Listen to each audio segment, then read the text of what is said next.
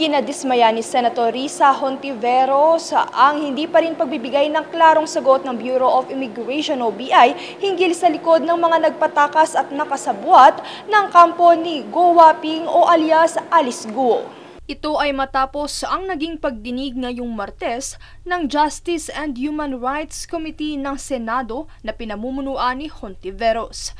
Ayon sa Senado, 4 na buwan na ang nakalilipas mula noong huling pagdinig sa naturang paksa, subalit paulit-ulit pa rin ang kawalan ng sagot sa tunay na nangyari.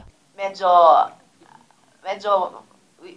magtuthrow off ng hands ang subcommittee sa ganyang status. I mean, what is the BI doing if not finding out paano nakatakas si Go Waping?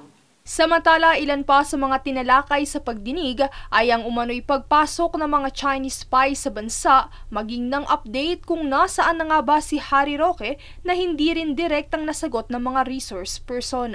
Matatandaan na si Guo ay ang na-dismiss na alkalde ng Bamban Tarlac dahil sa pagkakasangkot sa iligal na operasyon ng Pogo, gayon din ng pamemeke ng identidad kung saan ipinawalang bisa rin ng Department of Foreign Affairs noong nakaraang taon ang kanyang pasaporte sa Pilipinas dahil sa paglabag sa Section 10 Clause B Subsection 4 ng New Philippine Passport Law. Sa ilalim nito, pinahihintulutan ng kagawaran na kanselahin ng pasaporte sakaling ito ay may intensyong gamitin sa pandaraya, may tampered o maling pag-issue. Samantala, sa pagpapatuloy ng pagdinig, ipinahayag ni National Intelligence Coordinating Agency o NICA Director Ferlu Silvio na ang pinakaposibleng teorya sa pagtakas ng kampo ni Guo ay mula sa Tawi-Tawi patungong Kuala Lumpur dahil anya madali at mabilis makatawid sa silangang bahagi ng Sabah. Mabilis, madaling pumasok, madaling mag-travel papuntang eastern part of Sabah.